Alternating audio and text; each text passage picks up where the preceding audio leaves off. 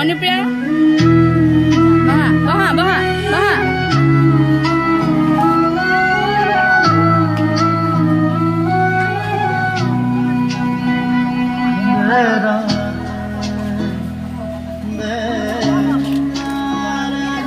मौका काम होगा रोड होगा ओ गाने ती गुआना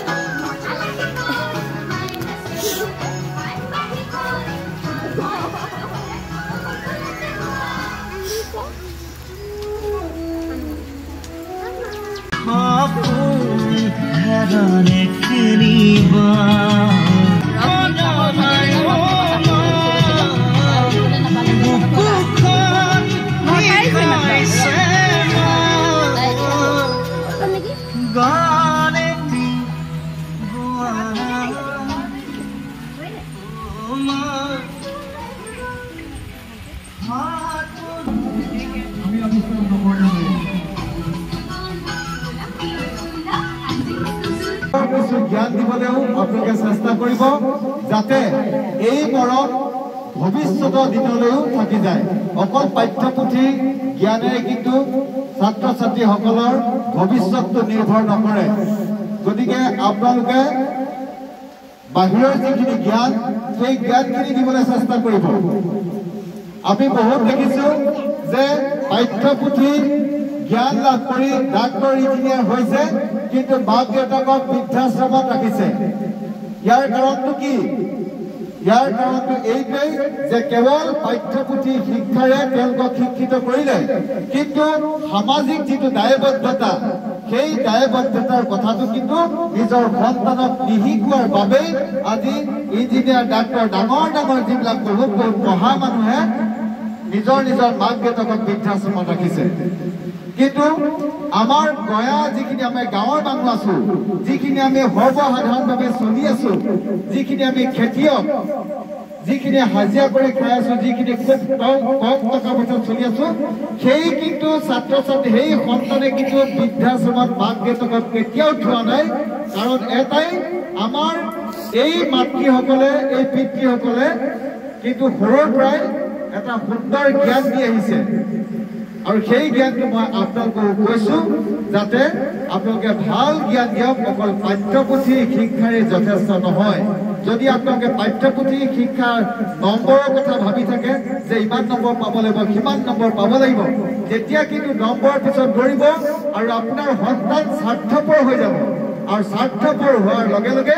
এটা সময়ত আজি যেনেকৈ আমি দেখিবলৈ পাইছো বৃদ্ধাশ্ৰমত নিজৰ পিতৃ মাতৃক ৰাখিছেগে ঠিক তেনেকুৱা পৰিস্থিতি হয়তো আমাৰ অসমত বহুত দেখিবলৈ পোৱা যাব গতিকে সেইবাবে আপোনালোকক মই কৈছো যে আপোনালোকে প্ৰতিযোগিতাৰ দৌৰত যাব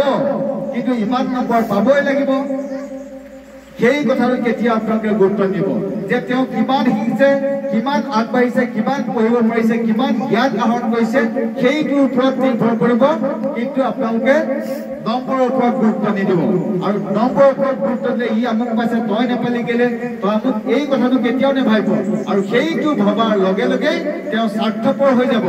তেওঁ নিজৰ বান্ধৱীক নিজৰ বন্ধুক তেওঁ হিংসা কৰিবলৈ আৰম্ভ কৰিব আৰু সেইটোৱে লাহে লাহে গৈ গৈ কেৱল ফ্ৰী গতিত খান্দা হ'বগে আৰু এদিন আমিও এনেকুৱা এটা পৰিৱেশত আমি থাকিবলৈ যাব লাগিব গতিকে সেইকাৰণে কৈছো সকলোকে আপোনালোকে অকল পাঠ্যপুথি জ্ঞানৰ ওপৰত নিৰ্ভৰ নকৰি সামাজিক দায়বদ্ধতাৰ যিখিনি কথা সেইখিনি শিকাবলৈ যত্ন কৰক আজি এই মাতৃ দিৱসৰ পবিত্ৰ দিন হওক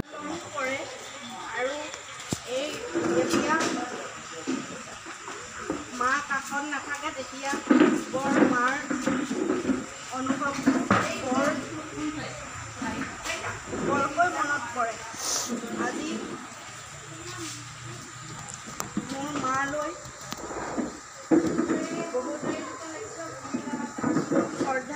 জ্ঞাপন কৰিছোঁ আৰু মই বিশেষ নকওঁ মাতৃসকলক কেনেদৰে সন্মান কৰিব লাগে হয়তো ছাত্ৰ ছাত্ৰীসকলে আজি গম পাইছে আৰু মই বিশেষ নকওঁ ইয়াকে কৈ সামৰণি মাৰিছোঁ ধন্যবাদ প্ৰতিষ্ঠা কৰা মাতৃ দিৱসৰ যি গুৰুত্বপূৰ্ণ মন্তব্য আগবঢ়ালে শিক্ষাগুৰুসকলে তাত মই বহুত আনন্দিত আৰু মই এগৰাকী মাতৃ হিচাপে বহুত গৌৰৱ অনুভৱ কৰিছোঁ বিশেষ নকওঁ কোৱাৰ মোৰ অভিজ্ঞতা কম ইয়াকে কৈ মোৰ বক্তব্য সামৰণি মাৰিছোঁ